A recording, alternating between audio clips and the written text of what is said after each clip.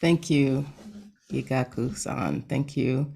Thank you, everyone, for being here and coming together for our third and final talk and gathering around the shamanic bones of Zen, which is based on a book that just came out in February for those who are not familiar. And then again, it really doesn't matter if we have a book, we still can just talk about these things in general and engage that. I feel like that's where it comes alive. Once it hits the page, it just, dives into something else. So, it's always good to bring the words alive. So, in doing that, today I'd like to start with bringing some words alive from the book. And I want to start with this section. It's in the back of the book of the Shamanic Bones of Zen. And page 147 if you want to look later after the session.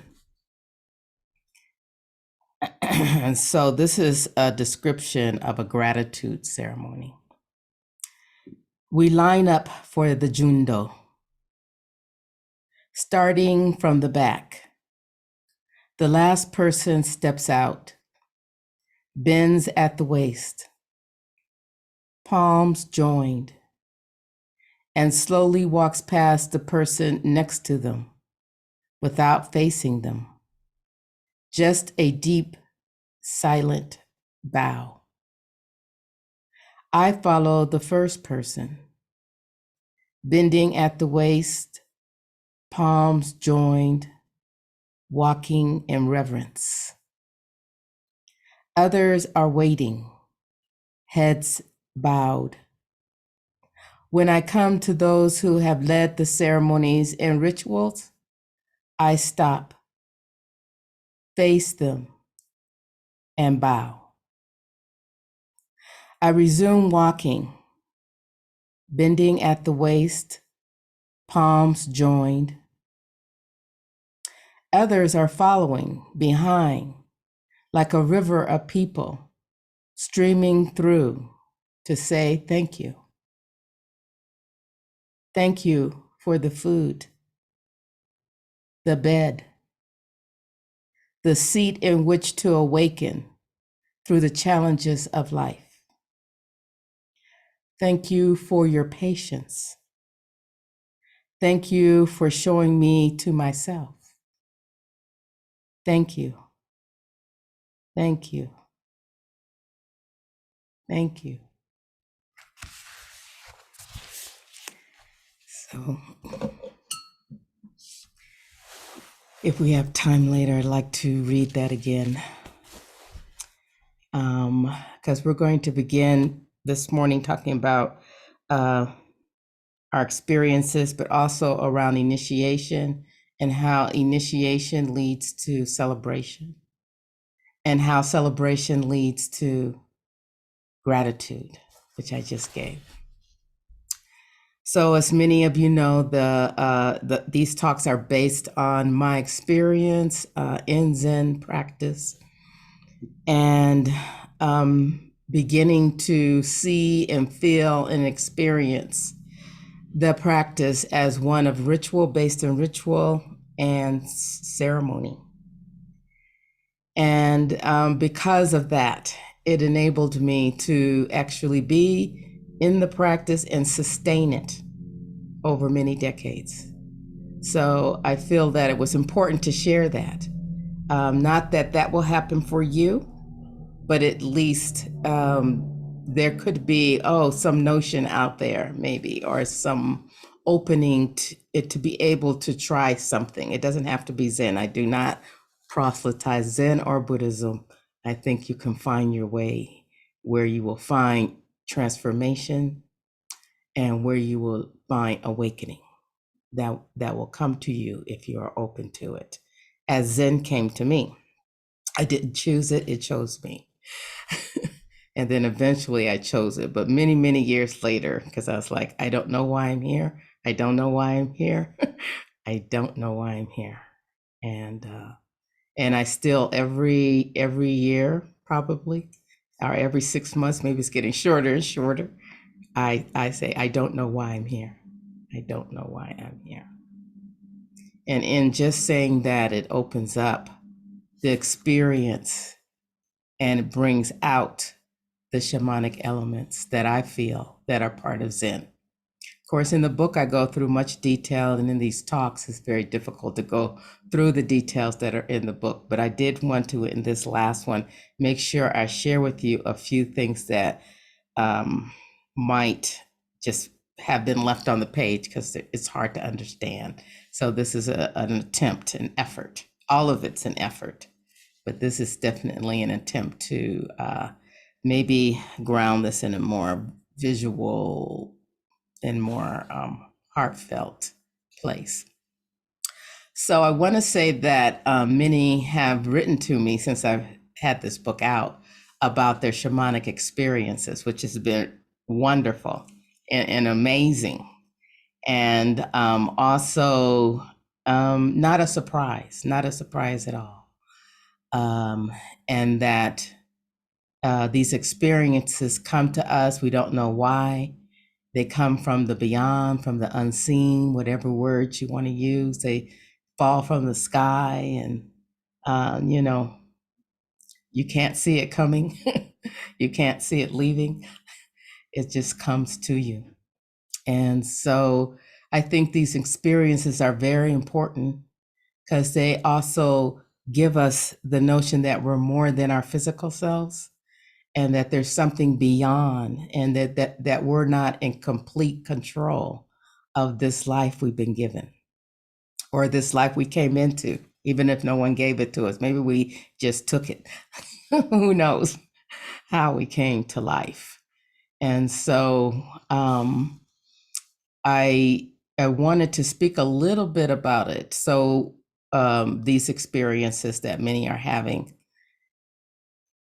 I want to ask you to sit with them, not analyze them, not try to decide what they mean, intellectually, but to just hold them and wait and see what is to be seen in them. Because the most important thing is not the experience, which we get very excited about and amazed and fascinated, but is there a transformation? Is there an awakening in those experiences? So okay, you saw something fly by and then there was nothing. What does that mean to your life? Not that you had it and you get to go tell folk, look, I can see beyond. Wonderful. I actually feel most people can, but we justify it away. Or we become afraid of it. And it's also not talked about a lot, not just only in Buddhism or in Buddhist communities, but in our society as a whole. That the clairvoyant intelligence is not considered reliable like any other intelligence is. No intelligence really is reliable. It's seen as you can't measure it, so it's not considered something that you can talk about. People are ostracized, marginalized for having experiences. And we do know in our history, many people have actually lost their lives because they had such abilities to see beyond and hear beyond and know. And that, I think, happened at the time when we became separated from that knowing, separated from the earth. And so it became an object. And people became objects of what their talents were, as opposed to their talents being integrated into everything we do, see, and engage in how we engage the world. Playing cards that we have, many of us may have playing cards. to do, I don't play cards, so go fish or, I don't know, name some. Play 21, I think is one of them, I don't know, name some in the chat. I don't know. But I won't be reading it. But playing cards used to be divination cards. And then it got reduced and diluted into cards we play with, games with. And so when we see something like Tarot that is as ancient as the beginning of Egypt, we think they're playing something to play with, that they're a toy, because there's a separation from the gateway in which they came in. So this is why I feel it's very important in our shamanic experiences to understand the gateway they come in through the breath, through our stillness, and through our silence. And it comes in that gateway, and to remain connected to that, meaning not to intellectualize and get fantasize about it or become very proud, egotistical about what we can do and what others cannot. So just wanted to put that out. Shamanic experiences also lead us to this place that Zen practitioners know about, like to a gate that's gateless. You might hear that. A gate that's gateless, but it leads you to a path that's pathless. It leads you to no path. So when you're experiencing, that's one of the elements of shamanic experience, that you're delivered into this place that you really can't see how you got there, where you're going. Every time you take a step, you have to trust that there's a path there, because you really can't see it in front of you. You don't know where to put your foot. So it leads you to this very pathless place. And it's funny because everyone is looking for a path, something that's you can see all the time in order to lead one's life. When the transformation and awakening happens in places you can't see. You can't see where your foot is going to land. I couldn't see how I was going to land in Zen. I would have never ever thought of seeing myself in this place. In my years, it just wasn't even in my realm of reality. It didn't exist, for me. Buddhism or Buddha did not exist for me until I was, in my 30s. And so taking that step, without seeing where you're going is an element of the shamanic bones of Zen, of Buddhism, and other just in general shamanic traditions. And some of us join in. We want to be a part of that. That sounds so wonderful in some way, and even romantic, to come into something that's just going to bloom in front of you. And then we get in, and then we're like, okay, which way do I go? And no one can tell you. And you become frustrated, or someone tells you and you still become frustrated. So it's still this ongoing, way of not knowing. And I think that's what I love about Zen, because there was so much not knowing. Even when I went to other ceremonies, African and Lakota influenced ceremonies, the not knowing was wonderful. And then the knowing, when I got into the knowing, things, I struggled with the practice. Like, oh, they're not doing it right. Oh, they're not doing it the way they told me. What's going on here? All kinds of mind interference, which didn't give me a chance to really experience in this vastness, open space that a path can have. Even a path that's pathless, right? There's no path. So in a shamanic elements, they kind of say between and betwixt, or betwixt and between. You don't kind of know where you are. I think that used to be frightening to me, and now it's kind of wonderful.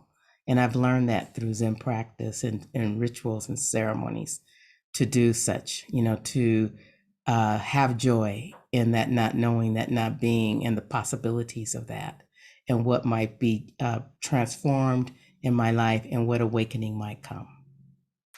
So I wanted to make sure we talked a little bit about that. So then there's the path. And I keep talking about Zen. There is this path, right?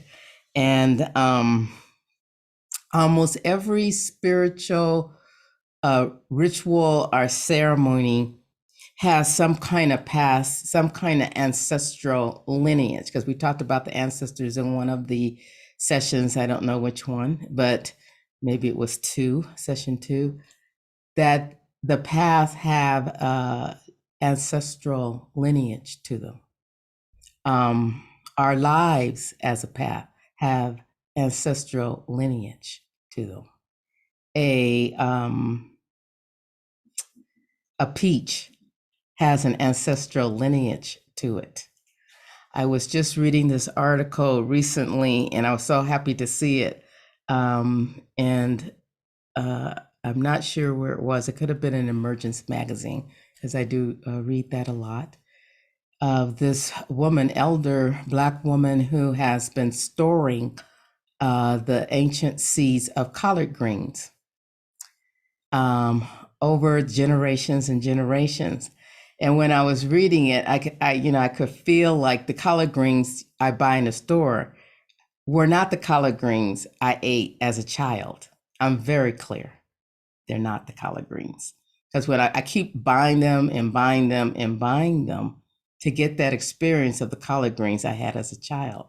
But reading that article let me know that those seeds, like this woman who's a keeper of these seeds for collard greens, are ancestral and maybe not in form any longer in society, in our stores.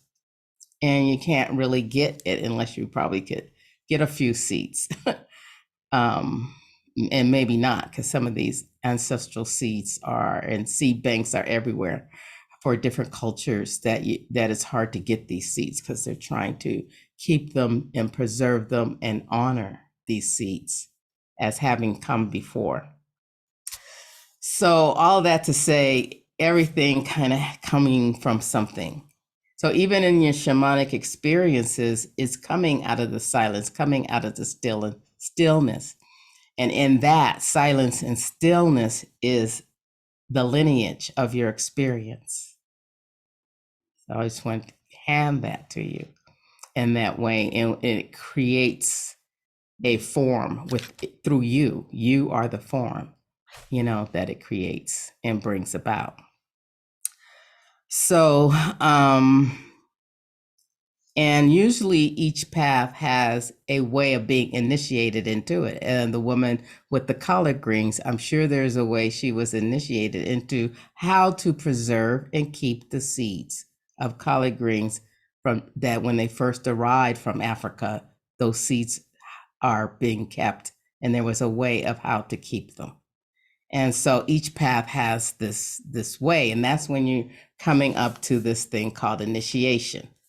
When there's a way, and then so you're initiated into a way. And I talk a little bit about initiation, I think, in the book, but not a lot, because there's a lot written about initiation in general.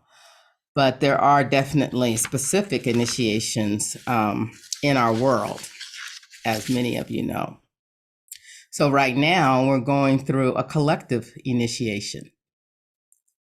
And when I talk about initiation, I'm talking about when something to me that comes in from that ancestral place and begins to work itself so that there's transformation and change. Sometimes we just say change, but really we want a deeper change, and that's transformation.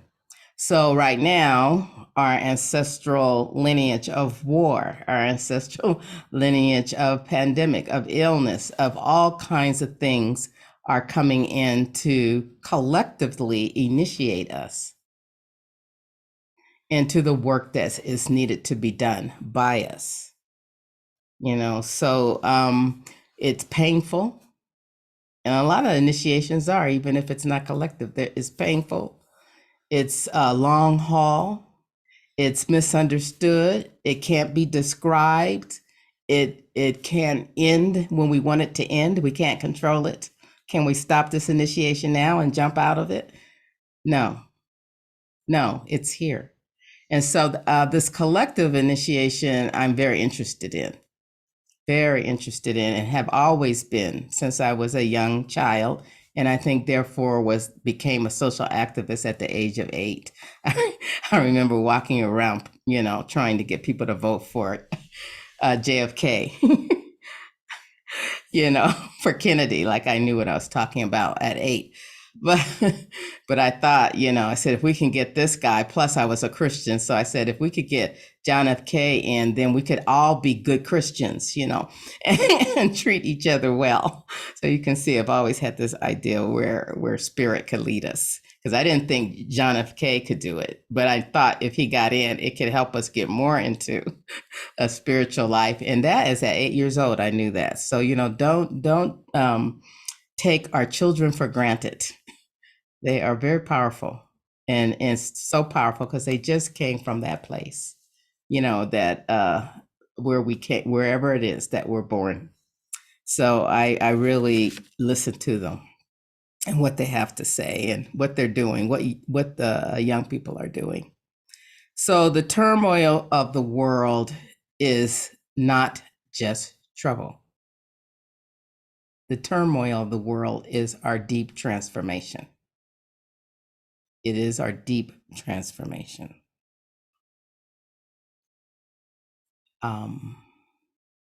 And those things change physically, spiritually. We see them later, maybe 10 years from now. Maybe now we are seeing the effects of the Vietnam War, right? And people who were even a part of that, there's an effect there.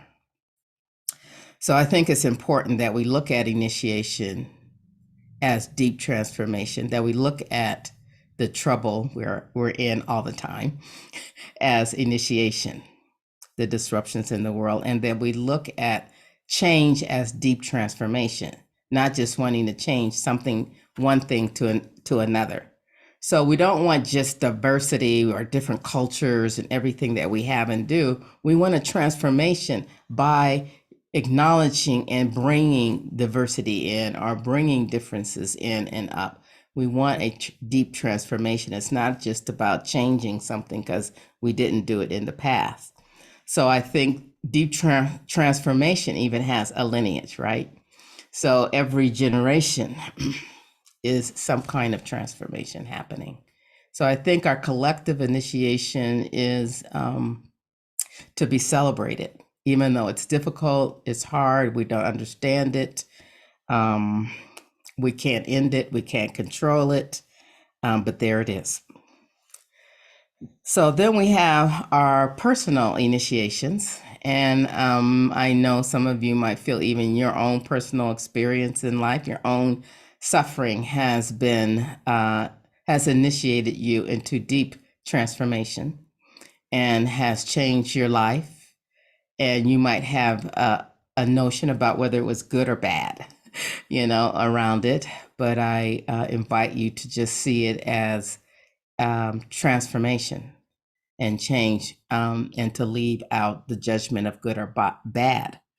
And I say that you can say it and feel it, but I say and invite you to leave that off so that you can just see what it is as it is, so that you can see into it, so that you can see the ancestral lineage of it, so that you can see the experience of shamanic experiences as awakening.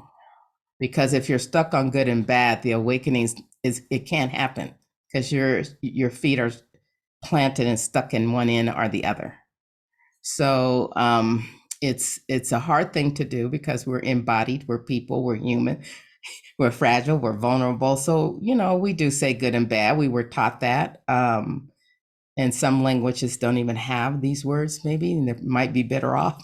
And I don't know because I haven't experienced it, but I think it's important to just see these shamanic experience or any experience that has you betwixt and between, has you pathless, has trouble in it, that these are deep transformation, and all of it has an ancestral connection and lineage to it. Our, I guess, largest personal initiation is birth, right? We don't know exactly what that was completely. Maybe some people have some memories. I don't know if I think this is in the next book coming out, and I'll talk about that too. For next year, there'll be a series with Upaya around a new book. But I remember having an experience of feeling I was that I had been buried alive. And I had carried this feeling for a long time, and it used to bother me. So I definitely wouldn't look at anything that had zombie, like they'd have the wrong image of what a zombie is actually. But the way they did it on TV made me afraid of that, and that I had been buried alive, and all kind of notions, from TV.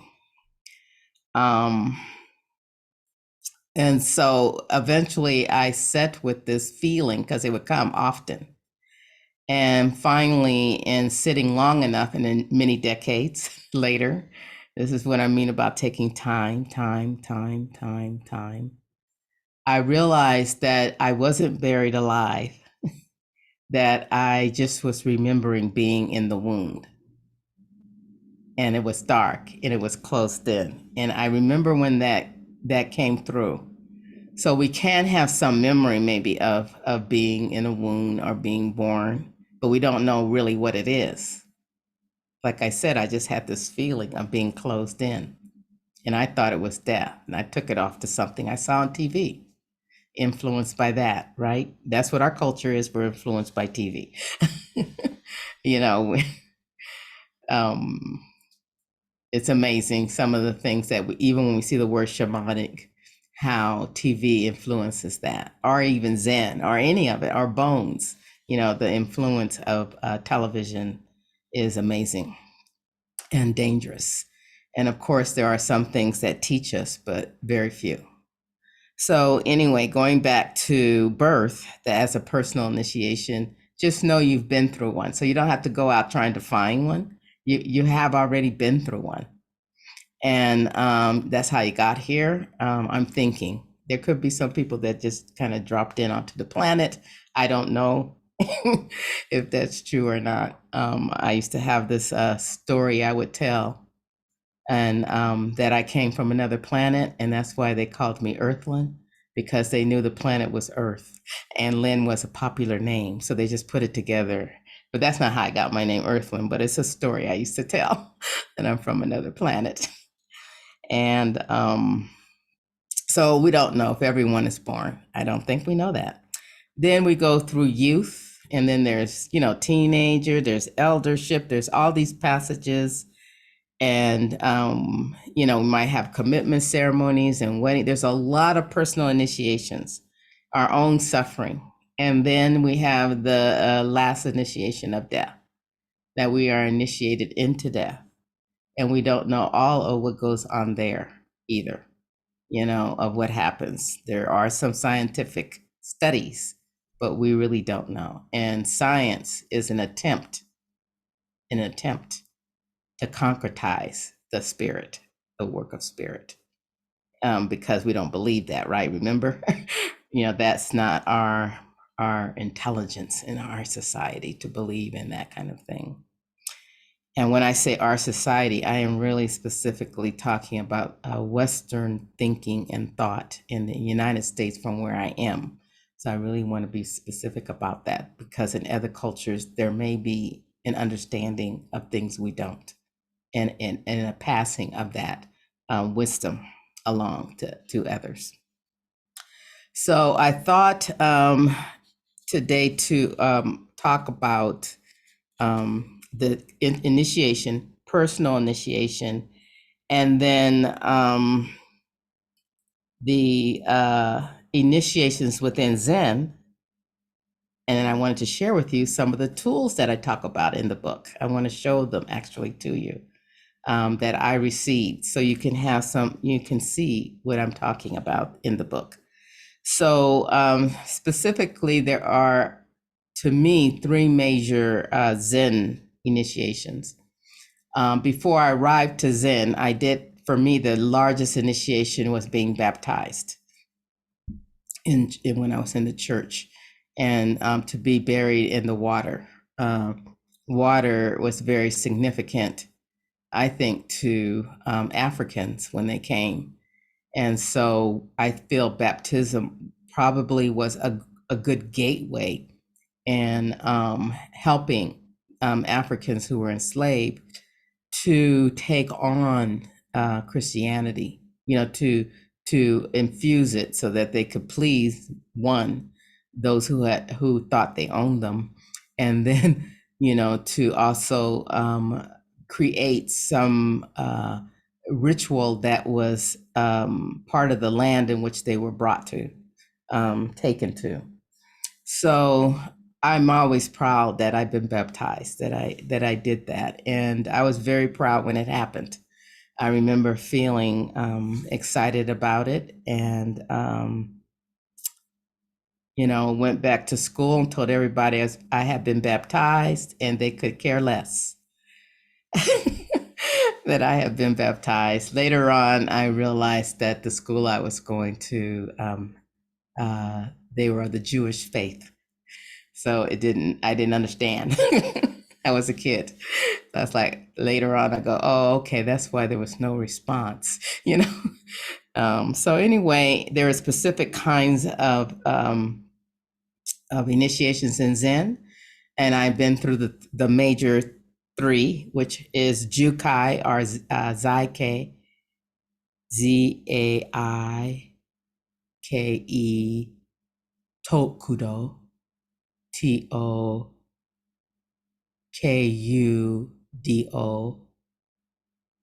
That's lay vows, when you take your vows, when you start out. And the vows are to guide you and to bring guidance while you're in the rituals and while you're in ceremony. It's not that suddenly you've joined the center, which is what some people think. And in a way you've joined the Sangha, but you also have been given a path for the rituals and the ceremonies.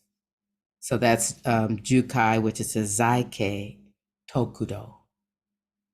And in our tradition, you get a blue robe like this, a robe. And I wear my blue robe anyway, it doesn't matter, I don't feel like it matters the color you wear. Then the next one is Shuke Tokudo. Shuke Tokudo. SHUKKE.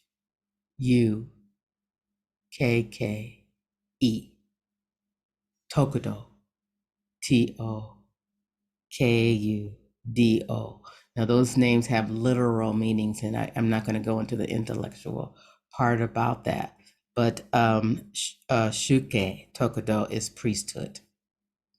When a person gets priesthood, it doesn't mean now they can go out and teach. It actually means in Zen now you can go sit down some more. Matter of fact, stop talking altogether for the next 5 years. It doesn't mean suddenly you're a teacher because you got priesthood. It just means that you're going to sit and be more quiet than you were as a layperson. So it's I loved it, actually. It really fit my temperament and personality. And so, of course, I was all happy until I came to this next initiation called Shuso, SHUSO, which means head student. So I resisted. I didn't want to be head student. I didn't want to be Shuso. I just wanted to be quiet, like they said, go to my seat, be quiet, and never speak again. And Shuso is that training where you're beginning to talk and you get to be trained to talk. And I was like, oh no, you're trained to do Dharma talks, how to walk and how to carry the tools of Zen, which I'm going to share with you, how to carry these tools in the ritual and in the ceremony, how to be reverent with them, how to be reverent with your bowing cloth, with your robes. All of this is part of the shamanic element of the practice, And so when I'm doing all these things, I'm not doing them to do them because I'm head student, I'm Shuso. I'm doing them again to reach back into that lineage, reach back into that lineage, that ancestral lineage of awakening and deep transformation. So these are all things to help that. So, of course, I did Shuso at my teacher's invitation. And another teacher did it, Kiku, Christina Lanher, as my teacher, Zenkai. Blanche Hartman was older, retired, and needed to sit down and watch and just witness. And so, although she was very active, I remember during it, so it's like I had two teachers during Shuso. So it was very interesting because they both were very different people. And that was a practice, how to say yes to both of them and then do what they said without it feeling conflicting. What is this, a conflict, or this is just a different view in a different way? So the next one after Shuke Tokudo is Dharma transmission, and they call it Dembo, Denbo, Denbo, or Denkai, Denkai. That's called Dharma transmission, and you receive your brown robe. In the priesthood, the Shuke Tokudo, we get black, and then we go into brown, or sometimes it's a very beautiful kind of gold or saffron or some other colors in some traditions, some lineages. So I fought against that too, Dharma transmission, because again, and I even told my teacher, I said, I kind of like my black, I love my black robes. And she said, I think you're going to have to get over it. Yeah. That didn't make me happy, but I thought actually she wouldn't make it, that she would not be alive for me to do Dharma transmission. And she ended up doing Dharma transmission on her dying bed. Yeah, it was in her hospital. I was in the hallway putting on robes, and the nurses and and the people were like, what is going on in the hallway? And what is that person doing? And why are they getting dressed up? And, they were very confused. Why is she in those Japanese clothes? And I'm sure, African American, what's going on?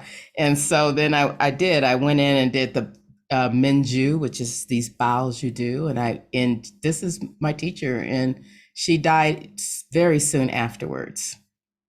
And I just have chills right now, feeling how powerful that was for her to pass on, not herself, but to pass on through herself the awakening and stillness of the practice, the lineage through the practice, not the lineage always of San Francisco Zen Center, which it is true. That's the relative part, but the spiritual shamanic part of it is much deeper and wider than her or me, So that I felt to be given Dharma transmission.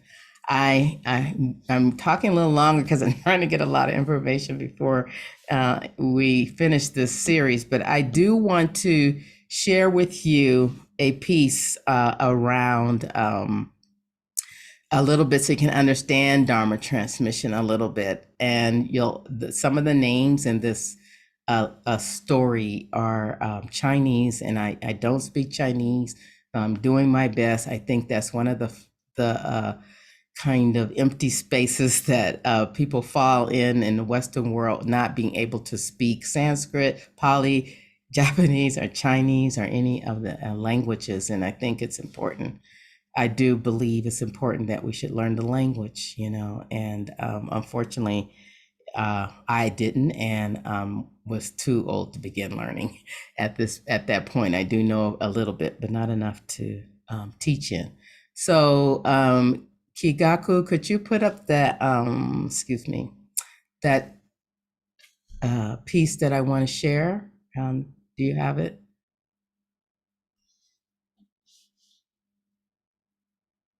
I don't know if he's there. Okay.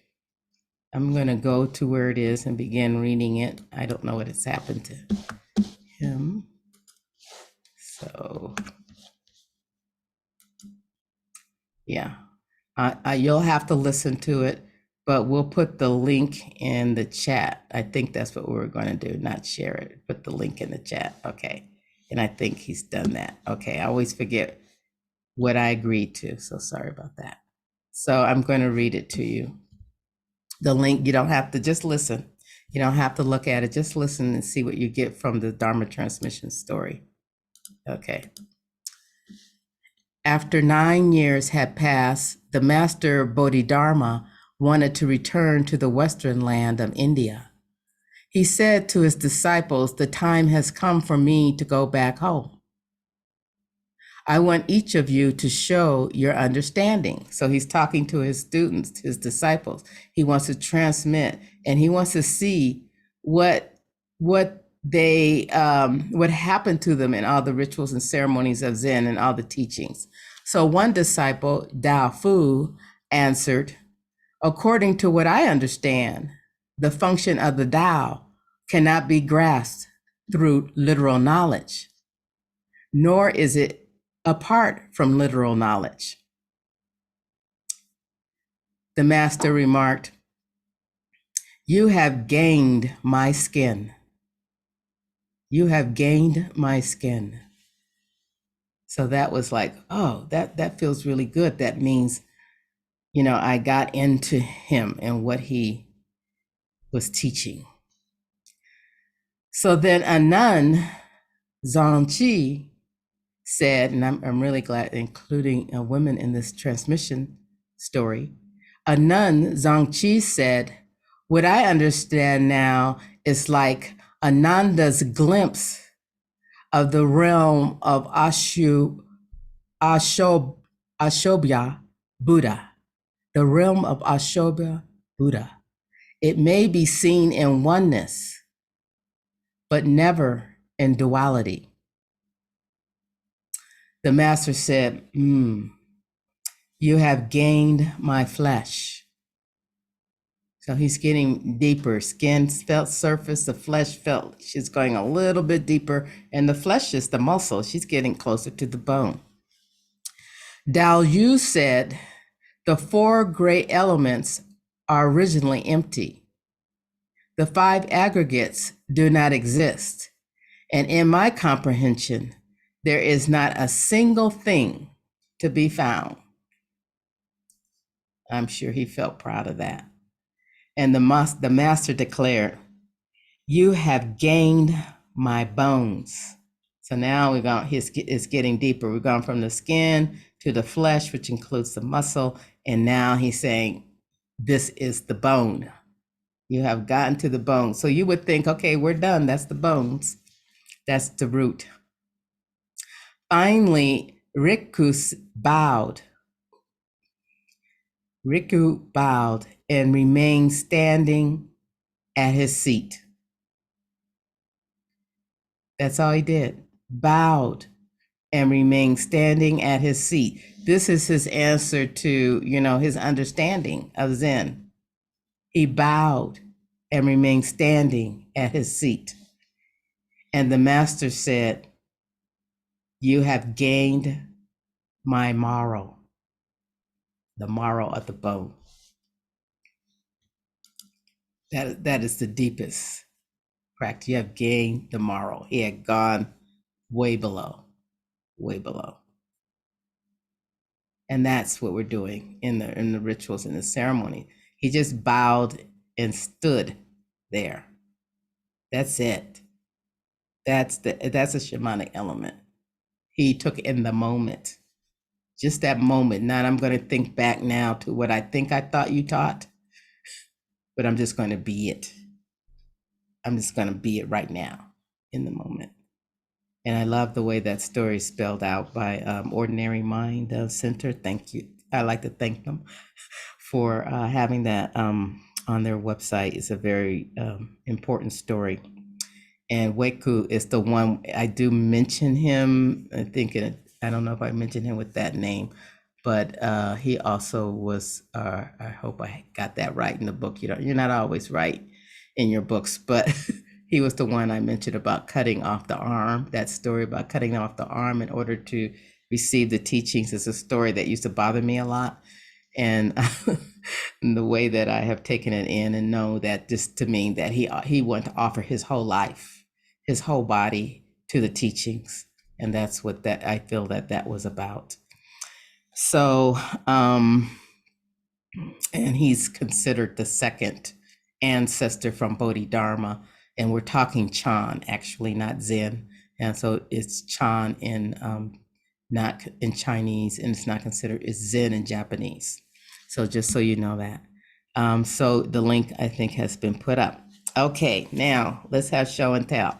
I want to show you a few things, and then we'll go into question and answer or responses. This is what you get when you are head student. It's a beautiful fan, comes from Japan usually. It's a wonderful gift that's handed to you by the person who is going to do your ceremony to acknowledge your being head student, being Shuso. You receive the fan, and you hold this fan right near yourself, your chest and your heart, as you engage the assembly, the teacher.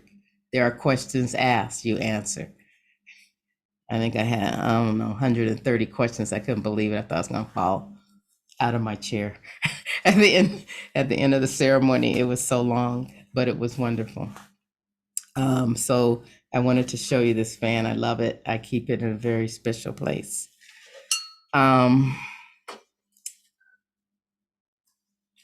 This is the whisk I talk about in the book. This is Zenke Blanche's whisk that was given to her. It's more Japanese with the etchings and things on the handle. And the whisk is this white horsehair that is used in ceremony. And I wanted to show you too, because it's mentioned in the book. And I love that this was my teacher's, and it's beautiful. It's very ornate. Usually they're maybe not as ornate. And I love it, the tassels. So this is mentioned in the book, the whisk. Also mentioned is the hotsu, the staff. So I have 3 of them. Usually you get 1. But this was made for me from the wood from Tasahara by Greg Fain. And he just felt like he wanted to make this for his Dharma sister, me, as I came into being Dharma transmitted. So when you become Dharma transmitted, from priesthood, from ordination to Dharma transmitted, can take anywhere from 15 to 20 years. That's when you can talk in Zen. That's when you can, open a center, have a sangha. So it's not a 2-3 years. It's a long process. I think they're shortening it a little bit. I hope so. That's a little long. And so that folks, to increase the number of folks. This one is more of the Japanese style hotsu, rosewood. And this was given to me by the Akiba Roshi lineage in Oakland. It's a Japanese lineage, meaning that all the teachers are Japanese from Japan. And this is I love this one sometimes I love the beauty of the orange and the tassels and stuff, and the rosewood I love. And like I said, this one is from Greg Fain. He made it with the wood from Tasahara Zen Center. And this one is the hotsu I use the most. This one was given to me by my teacher, Zenke Blanche Hartman, and she had it made for me. So a lot of things are made for you. Your robes are made, not these robes that we sew, but your robes are, everything is given to you. When you leave Dharma transmission, you have a big box of gifts. So this was, she ordered it. She wanted it to look just like hers, same size. And she wanted to make sure that it had something that related to me. And so this has ebony wood from Africa and then a blonde wood. And the mixture of that together makes me feel like that's me and her in this staff. And the staff is used, when you bow to touch the earth or you hold it over the earth. In some traditions, staffs can be very long to touch the earth. So staffs in almost all shamanic traditions, when they're held by the chief or whoever is leading the ceremony, is to hold the assembly together in the bowing and the movement. This helps that person keep the focus. So another, I think this is a really important one that a lot of people don't get to see this. And this is a wisdom water bowl that is also given to you. And this is used during ceremony when I might do some transmission, like Jukai, Zake Tokodo, if I help people give vows, and the water is sprinkled. It's a purification process. To me, this is a very shamanic element, using water, using purification. I was going to have some water and do that for you, but just kind of visualize it, that I am really giving you some blessing. Usually it's a pine twig, and I'm using juniper this morning to bless all of you and all of your lives and your being here and sitting here. I feel like we are one like mind, and wanting deep transformation and healing for our society. So this water purification is very powerful. Only teachers are taught a chant that goes along with it. There's a lot of, things you have to do before you use the water to purify, but every Dharma teacher has one of these in water, so they can use this water in a very powerful way. And then lastly, I want to show you what we call chops or blocks. And they're like this. And usually you see these on their bread. You might see sure I'm holding them right. Okay, they're red. I don't know. They might be backwards on the film, but they're, when you use them to sign robes or you use them to sign papers, it's your name and it's in calligraphy and it's done. And these are made for you as well. And they're sometimes made from your teacher's block, ankh, or chop. So this was made from Blanche's chop. So when she died, you have to officially cut the rubber off so that signature can never happen again. No one can use that signature and authorize anything. Hers is gone. And now mine are been put upon her blocks, her ankhs. These are mine, passed on to me. And mine's on. And when I die, I have instructions that these are to be cut off. And it'll be passed on. I don't know to whom, but it'll be passed on. So there will be no stamping of this name ever again. So I wanted now this was supposed to be shared, I think, Kigaku, you can see, if you couldn't see, that's my name, Ekai Zenju. There's four characters. The first one's E, and then, we're going down. So Ekai, Zenju. We're going Ekai. So we're starting from the right, going left. So the first one's E, and then Kai underneath, and then on to the left is Zenju. And that is what is on the ankh, the block, the chop. Not ankh. I don't know why I keep saying ankh, that's very African. What was on the, it's not called an ankh. Anyway, I think That is it. I also want to say that you can have your own tools, something as simple as a bell, very simple things that will bring your attention and your heart into the initiation of life, into the celebration, and into the gratitude, which is what I read when we first started. I read this whole piece on gratitude. And so I end this series with this gratitude. I started it with the ancestors, and I did the book that way on purpose, ending with gratitude. So this is very important elements of shamanic practice, and specifically Zen is what I'm speaking to. So let's do some Q&A, our comments or questions.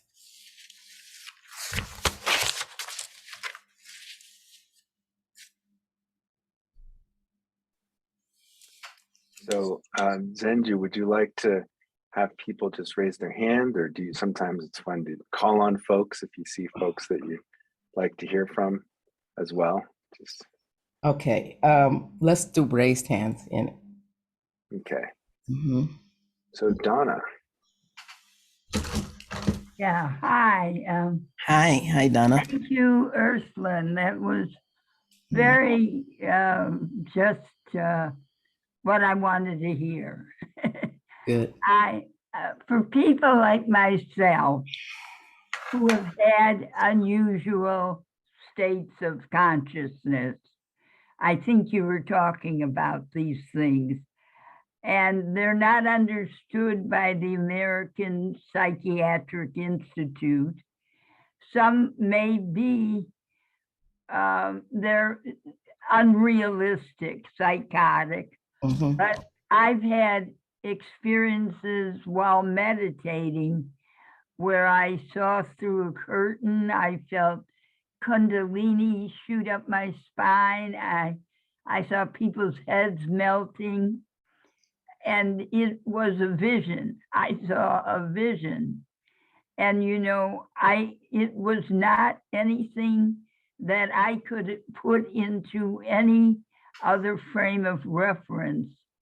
How do we work with that in a society that doesn't allow for those things, where in other cultures they do? Yeah, African ones, Tibetan, Buddhists, yes. Native Americans, they don't call you crazy for having those things. Right. And so how you work with it is how you work with anything else. That there's always going to be an external force that it may not accept you, will go against you, will feel as it is against you. It's called oppression. So you will experience that. Everyone will experience that. And so it's really up to you. I had to do it myself to embrace and accept that I could see. When the oracle came out, I took it to a university and everybody was laughing at me. It was a women's study conference. I couldn't get nobody's attention. Not one soul, not one person. And I felt hurt and I was angry and all these things. And I could have put all of it down, put it away and walked away altogether. I still have the oracle, decades later, and have used it with people. So it's up to you. It's up to you. If we're not doing it and showing it and being it, it continues to be oppressed. So you're going to be that place in which you become who you are. Who are you? It doesn't have to have a name. I want you to look into all the experiences you have and see which ones have deep transformation and awakening. Not that they just happen. What does it mean? How did it transform your life, the deepness of your life? Not that, oh my God, I could see it. And I used to be like that. Things would happen and I go, wow, oh my God. And I tell everybody. And I was always like, wow, that's amazing. Wow. I said, and one day I said, you need to stop that. that whole wow thing, because you already know, you know already that all of that exists. Now what? How can that be a part of my spiritual walk, a part of engaging the world, especially like it's always something going on, some war, some group of people being hurt.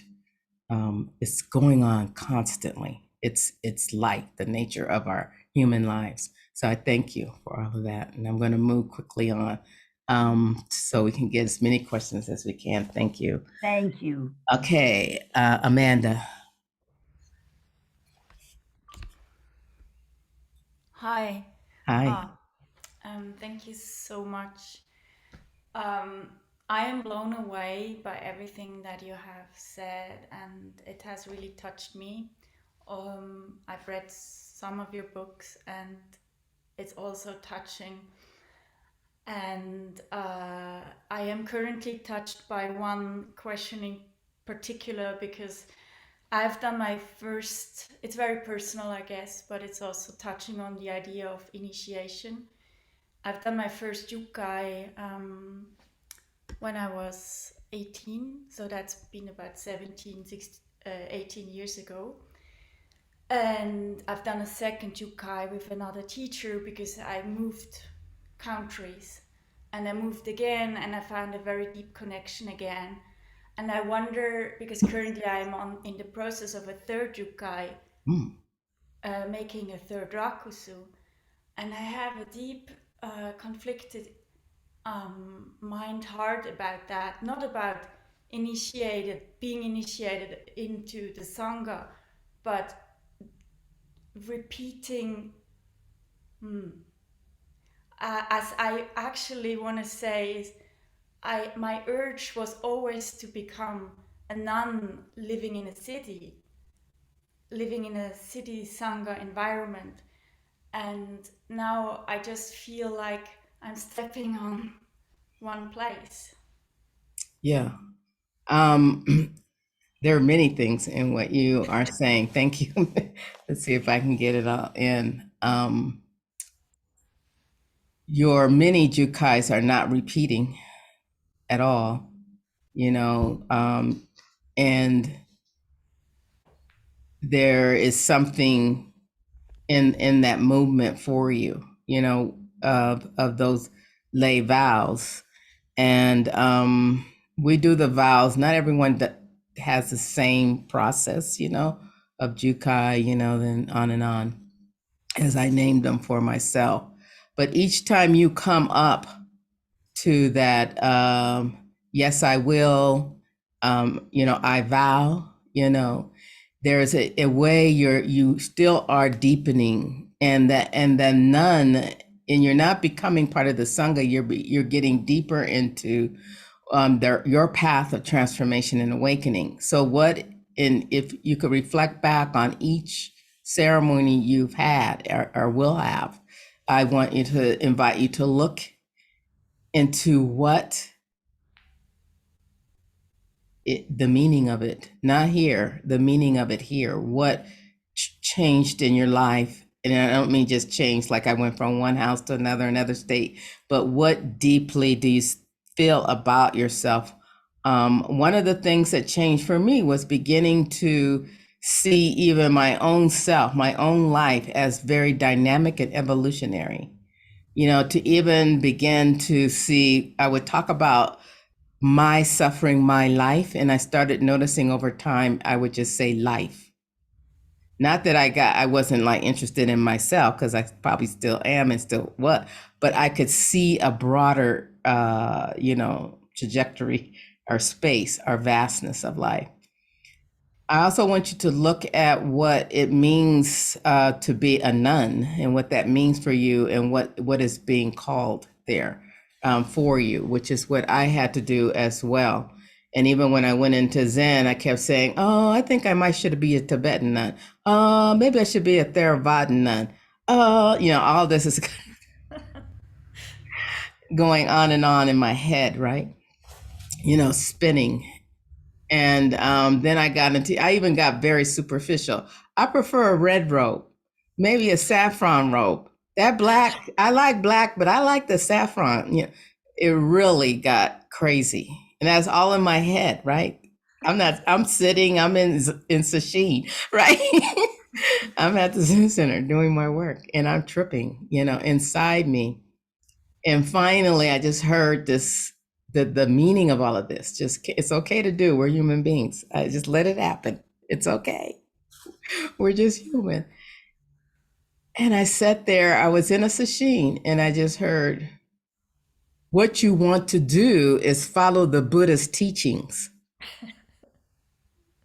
Who cares what color you wear, or whether you're a nun or whatever, or where you go? Can you follow the Buddha's teachings where you are?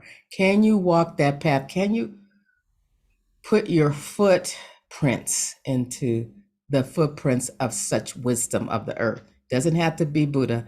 Wherever there's wisdom of the earth, can you put your foot down in there? And when you see that you can, it won't matter. All of the spinning in the mind will disappear. The initiations will change, and you will follow. Your mind will get out of the way. My mind got out of the way, and then every now and then I can feel it coming back. Oh, I should have done the. Then I wouldn't have to do that. That's the mind, is to remind me that I have forgotten the teachings again. All of that's just to remind me. And some people have other things that will remind you. I just happen to have a spiritual life that reminds me. So hope that's helpful. I want to move forward to make sure folks get in. Okay. Reverend Patricia Phillip. Mm-hmm. Hi, thank you so much. Can you hear me? Yeah. Yes. I want to thank you for what you shared about the Dharma transmission at the hospital. What came up for me when I heard that was the experience of being at my mother's bedside as she was dying, and feeling as if, as I was holding her hand, that something was transmitted to me in that experience. Because since, very shortly after that, my whole life changed. My senses got sharper, my intuition got sharper, the psychic, awareness got sharper, and I completely changed my life and kind of withdrew from society in a bit to ground myself even more in stillness. And so really, I just wanted to share that, how I don't really understand it, but I've just simply accepted that that was just a transformative moment, and I'm really grateful for it. Yeah, thank you for sharing it. Thank you. All right. Amy.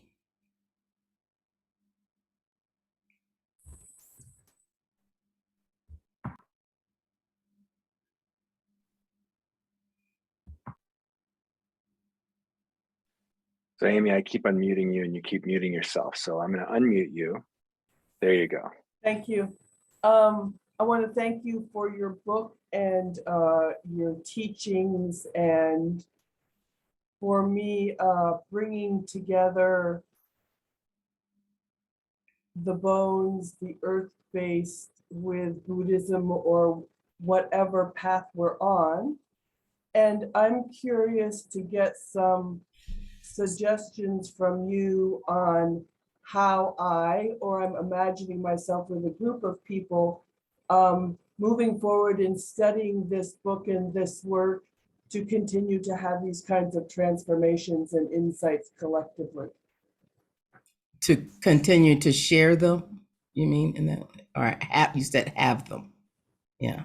So these things are happening all the time between people. It's happening now, like we're having a collective initiation. So we are having collective shamanic experiences as well. We don't understand them. They're shut out, shut down, put away. We don't talk about it. And I'm talking Western society, are those who have been influenced by Western thinking. And so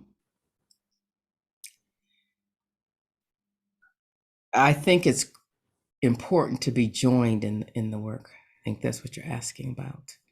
To be joined and to have a community. This is what makes Sangha so important, because you can do that. And a lot of times we get in Sangha and we go crazy because, the people aren't who we want them to be. They're like your family, Oh, that person's just like dad. That person's like my mom. That person's like my sister, so we get in trouble. But that trouble, again, remember, trouble is initiation.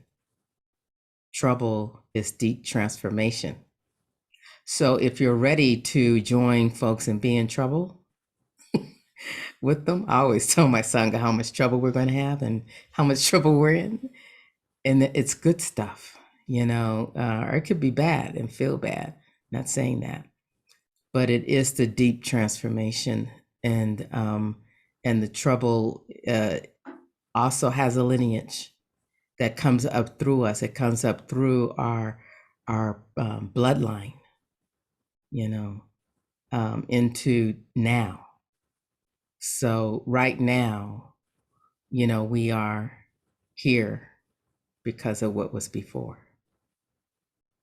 Everything, the teachings and all. I'm not special. Everything I speak is of a lineage that has been passed on. Now, passed on the path, maybe a pathless place, maybe from bloodline, but it has passed. It comes together in a particular way that may sound special, like, oh, that's different. But that makes sense. It would be different for you as well, because there's an integration of many, many, many variables of life.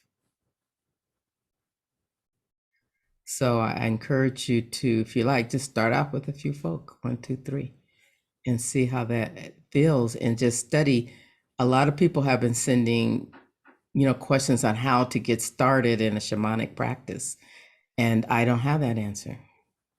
I'm only speaking of Zen practice, and for me to tell you would, I think, take away something from you about how you're going to enter and engage from a shamanic place of life, that you will learn for yourself and from yourself what that is. This gateway of Buddhism opened to me. I didn't look. What is open to you right now? What is being open? And sometimes maybe it is from the mind. Maybe our desires do lead us into places, and then something opens, even through the desire. So less thinking, discernment's important. Not saying don't think, discernment's important, but knowing when you're spinning, like we were just talking a few minutes ago, just spinning and spinning. That's not discernment, that's spinning. That's it. You're just in your mind, and and you can't get out on a merry-go-round, can't get off, so, and you can practice that with people and share your practice. I think it's important to share the practice, not to teach it. Some of us get in groups and then someone wants to teach it, but just share it, sharing and openly, and allowing everyone to express themselves. Thank you for your question. Okay, Deb. Hi, I'm not quite sure how to ask this, but what really stood out for me today is this idea of what your teacher said to you about get over it. And I find myself similarly, perhaps resistant to the labels. I loved your thought of putting your foot into the footprints of the earth and finding that wisdom. And I feel comfortable sharing, but I also find myself resisting when people put labels on people to say they're wiser or even that they're wise, because sometimes that seems to separate. So I just wanted to get your thoughts on kind of what was illuminated for you when your teacher said to you, you need to get over it. Around the black robe. Yeah. Yeah, me wanting the black robe. Please. I laughed. And I still like my black robe better. But I also know that she wanted to pass on more to me. And that was one of the major things, was to have the opportunity to stand at the doorway, at the gateway of liberation for all others, and that I would walk with them and they would walk with me. And I talk about that in the book, how powerful it was to lead my first Jukai with students. And I mean, it was like, I think I spent more time crying than talking, it's just like, okay, I was trying to get composure. It overwhelmed me. It overwhelmed me. I still wear my black rakusu a lot, so I knew what she was saying. She was very direct in that way. And I think she was saying, we're going to move forward. It was a way of saying we're going to move forward and we're going to go deeper than you at the, because she always had, she gave me the name Zenju, which means complete tenderness on purpose, to go deeper, to be more tender than I was.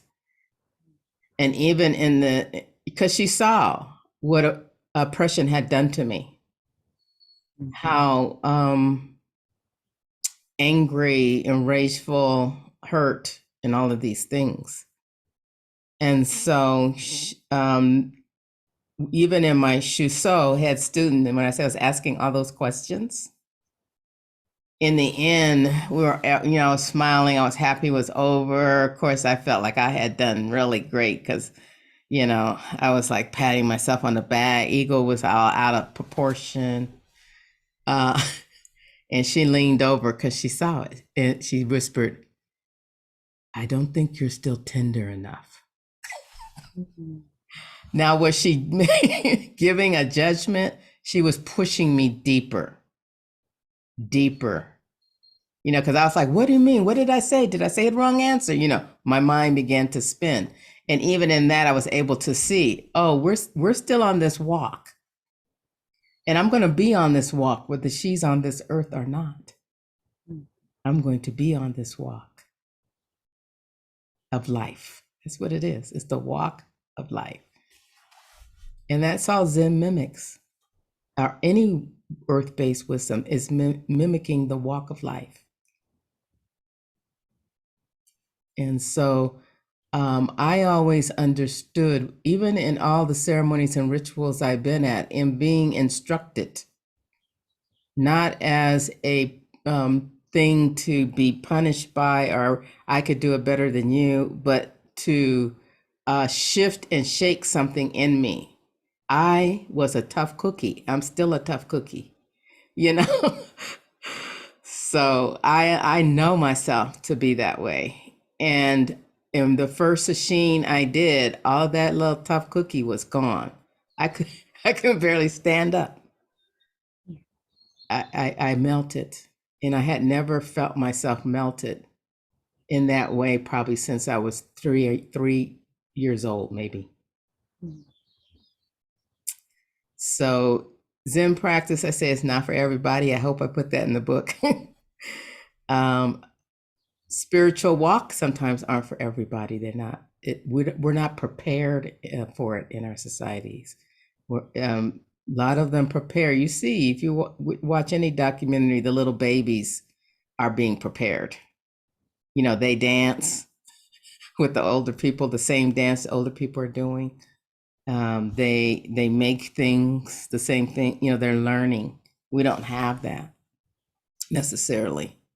We allow other things to teach our children. So the children, I was watching a video of a little native boy, he must have been about 3, dancing with the men, and they were doing, I'm just learning the dances in terms of other traditions. They were doing the grass dance and chicken dance.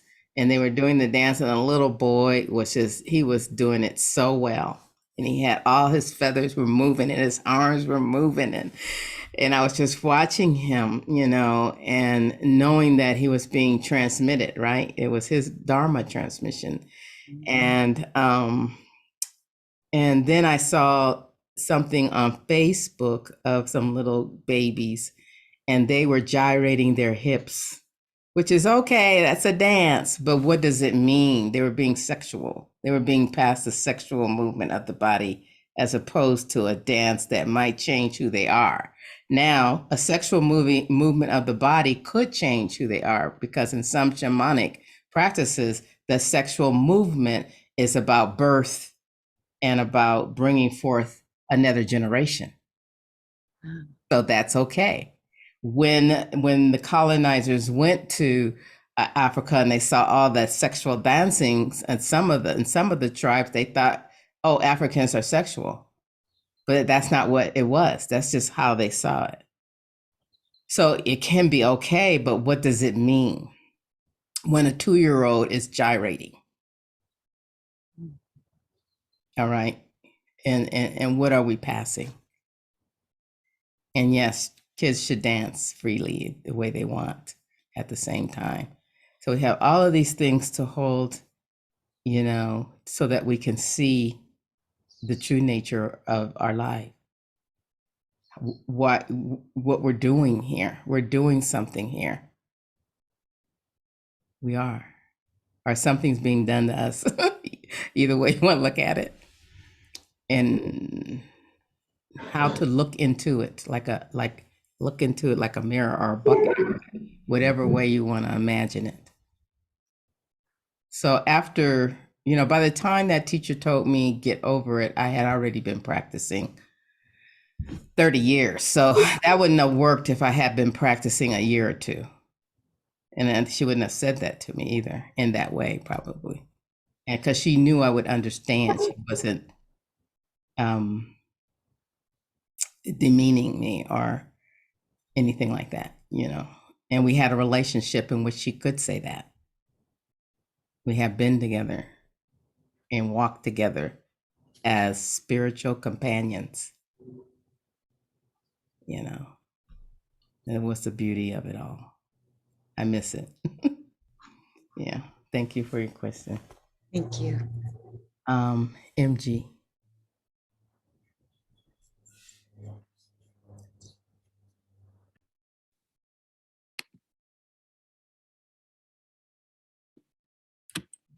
I can't see you, Zenju. You can't see me? Oh, because it's a lot of Okay. Can you I thought I was spotlighted. I don't know. I can see you now. Okay, so I could be at the top. Yeah. I don't know if there's a way of doing that. Okay. First of all, I just wanted to say thank you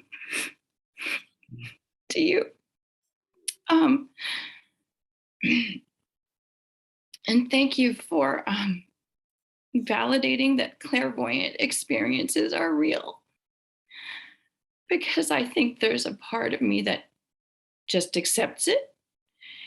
And but then there's that other part that you put the word oppression to. And I have great fear around that. And maybe some of that is ancestral. And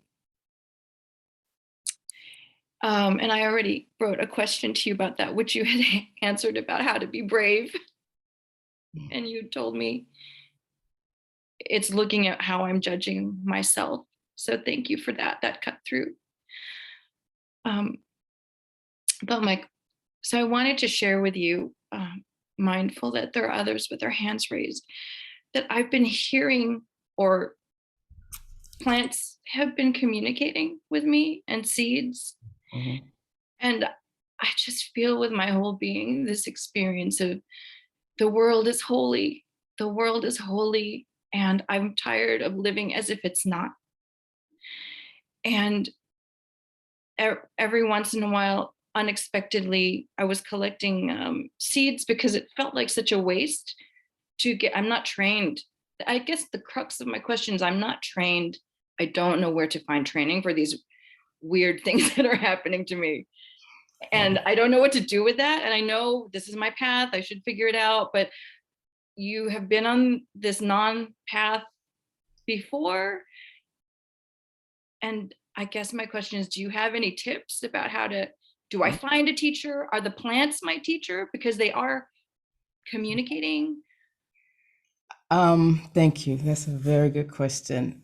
I feel that once I opened to wanting to like truly live a full life despite all oppression, once I made that commitment, things came in the door. The Lakota, the Zen, you know, all of these things came in on their own. And always would amaze me because it would be the right place, like I didn't really outright choose my Zen teacher. I felt like I was chosen. Yeah. And it's sort of like we had melted together in me reading a poem in a class, you know, and we just melted together around that. I had known about like Sweat Lodge and for like years, decades. I knew people who would go, but I never asked, can I go to the Sweat Lodge? Never once, because I felt I needed to be invited. It took about 25 years to be invited. I never just went to a Sweat Lodge. I was invited. So you have to trust, for one, that gateway will open for you. It is not your strategy because you have, you know, okay, I have the spiritual clairvoyance and openness. So now let me use my strategy to make this happen. You know, I've done it. You know, I've tried it, you know, and I just feel that remaining to listen, you know, and because I could steer you all kinds of ways, but that might not be the right way, right, for you. And so just it'll show up, you know, something will say, I remember I wanted just something simple. I moved to a new place. I felt I needed fitness. I said, I always felt like I needed a fitness teacher or a trainer or something. I had no idea what that meant. In my mind, I was going to, you know, get all, you know, robust and fit or something. And I got a magazine in the mail. I threw the magazine on my sofa. The magazine kept falling off the sofa, where I was sitting watching TV. Finally, I picked up the magazine and I opened it right to a page, and there was this fitness teacher. And then I let the magazine fall for a couple more months off the sofa. Finally, believe it or not, because we have things that come to us and we just keep on going. And so I opened it up because I was in so much pain. Because remember, I thought I was doing this so I could be robust, how I was going to look. Finally, I opened how I look and wanted to look. I opened it up. I called her, and the training was nothing about that. The training has eliminated so much of my pain. I can't believe it. What she does, her technique. I look the same as when I went in. I'm probably even heavier or something because it wasn't about that kind of fitness. It was about removing pain and looking at how pain in my physical body was being engaged and coming together. And the processes she taught me, I had never been taught before. And I was an athlete. I used to run track. I had never been taught these things she was teaching. So when the gate is open, you might not see it. All that to say that you just might not see it. I do want to say I have excellent teachers, and I don't mean to be disrespectful of them. Oh yeah, yeah. I have yeah. wonderful teachers, but Yeah. the plant thing throws me off. Yeah, it's not throwing you off. Do not join in that thinking. You know, it's not off. It's throwing you on. Okay. It's putting you there. And there's nothing wrong with what you're doing that can't be integrated into together Like it can be integrated. Find a root. I believe in finding a root to work for, a foundation. My foundation is Zen Buddhism. I picked it because it's something that was constant. I could be in community every day. I could go to, right now, I could go to any place, find Zen practitioners and chant. I can't just jump up and go find an African ceremony or Lakota one. I would have to wait. And that's okay. But I wanted something that I could access, and that's why it became my root, because it was all the time, over many years. So I hope this helps you. I'm glad we connected on email, and I hope your life goes well. Thank you for sharing, and with such deep heart and love for your life, for who you are. We can feel it. Yeah. Thank you, Zenju. Yeah. You're welcome. Where are we on time? Yes. So Osho, it's time. We're Okay. past time, but Sorry. I hate to leave hands raised there. I wonder if we can ask the speakers to just say like 2 words, very briefly, to just make sure their voices are heard. Would that be okay? Yes, and there's some some people are suggesting places and things in the chat, and I want the chat to come down now and to not push people to where you've been. Like, that's why I don't sell Zen. All right. Just try, it's hard. Okay, so Edna, and then we're going to move quickly to Monica. And really just a couple of words would be great. So Edna. Yeah. All right. Yeah, very short. We're over time. Yes. Yes. Your suffering is an initiation. I feel like I've not ever left suffering as initiation. Is that possible? Yeah, it's only an initiation if you can see your trouble, your suffering as deep transformation. You will not leave suffering until the day you die, and maybe after you die, there may be more. I can't tell you. So you will suffer. You're a human being. Will you suffer the suffering? Will you suffer the suffering? Or will you be able to use it and engage it and see through it the nature of life? Okay. I'm going to move on. Give me an email. We've conversed before, so Thank you. we'll get to see you again. Wonderful. And I said Edna, but it's Edda. I think I've said it wrong. Yeah. Okay. Monica. Thank you, Zenju.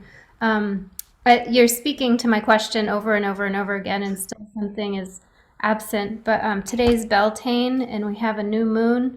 And I think a lot about magical thinking.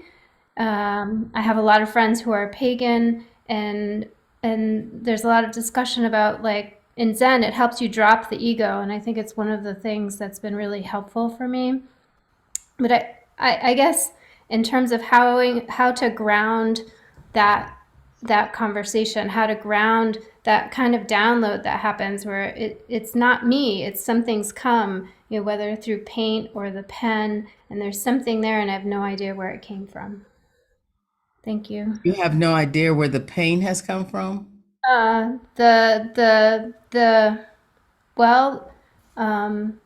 guess the connections. It feels like life, like you were just speaking about, that life will send you connections, and that things will fall into place when you find a purpose, or you find a focus or a direction.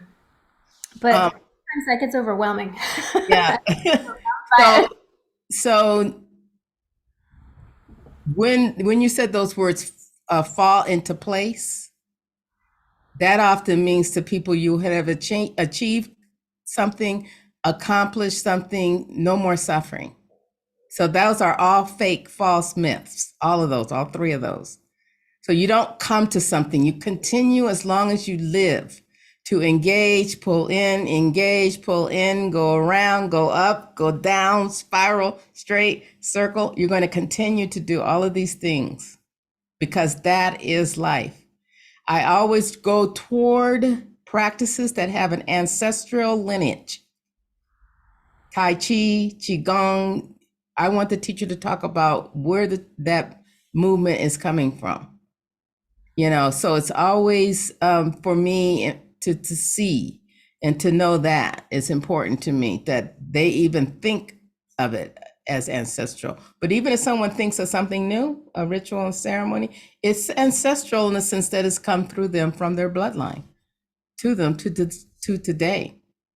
So, but they always say nothing's new, so it comes from someplace, from something. And when it gets too caught up in your head, that's the time to sit on the earth, to breathe and to let go. Just stop. Okay, next, Carlotta. Oh, I'm sorry, Philippa, were you raised hands too? Okay, Carlotta. I'm sorry. There you Hi, go. hello. Yes, hi, hello. Sorry, my connection is not so good, so that's why I don't have my video on and I'm with my kids. So I want to briefly thank you for everything and just for being. And I really appreciate your vision on appropriation on the book and when you talk about it. And I just was so eager to hear more about it. Yeah, thank you very much. About appropriation? Yes. Yes. Easy for us to do in a place where we're always looking for something we've been separated from and missing in society, and we grab onto things from other cultures, and we do them as if they're our thing, rather than being open and to actually learn. I have gone through my own wondering and reflection on that around Zen practice. And it's a long answer around how that came about and where I came to. I do know I am a descendant of enslaved Africans and have been separated from my tribe and my language and my culture, and unable to, even though I said African ceremony, even in that it's been, changed around so that it could fit in Western world.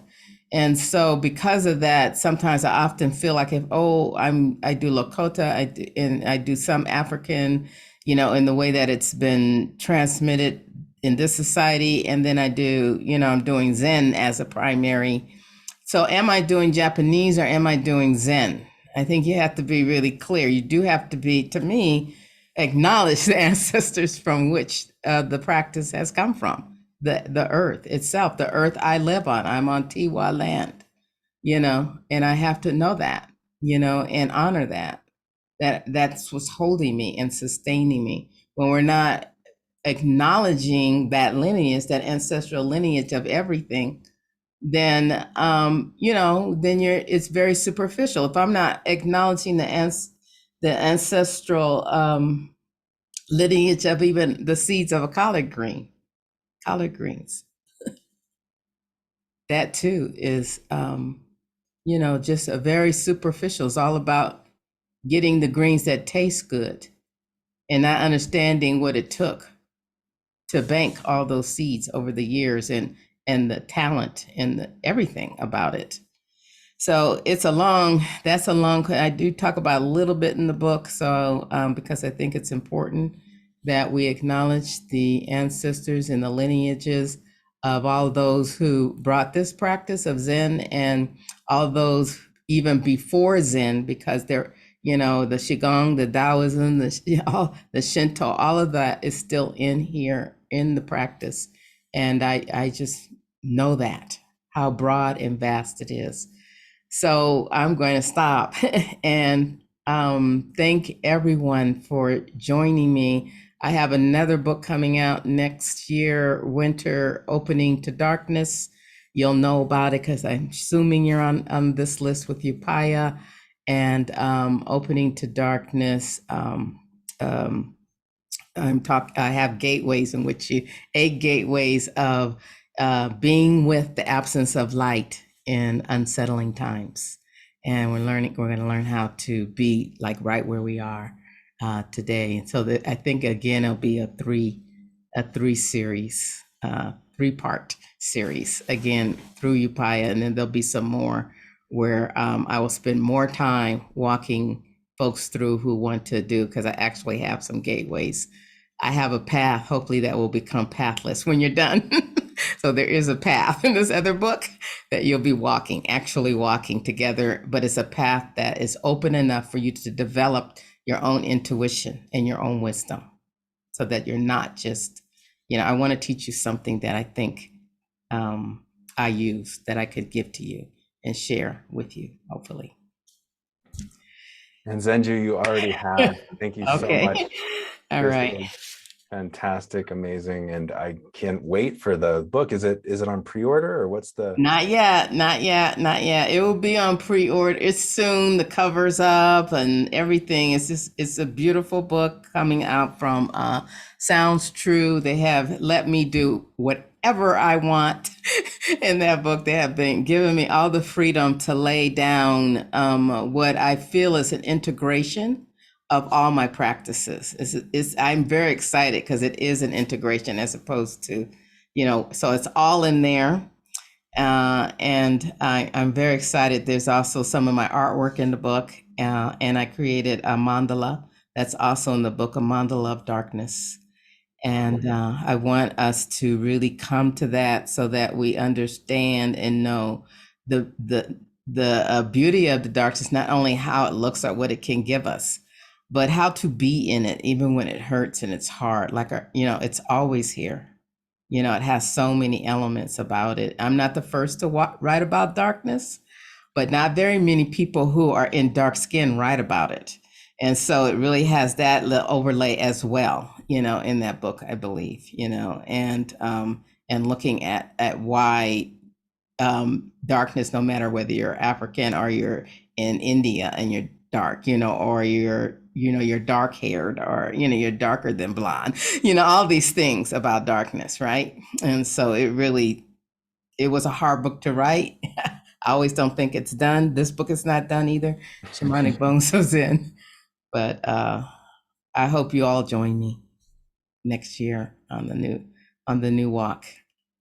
Oh, thank you so much for that. We definitely will let everyone know who's been a part of this, which is over 1,500 people have registered for this program, and some are watching it live and some are watching it after the fact. But just so grateful to have this time with you, Zenju. And I know some people have asked, how do we contact you? And from your website, zenju.org, you can go to the contact and you'll see, go ahead and email info@zenju.org.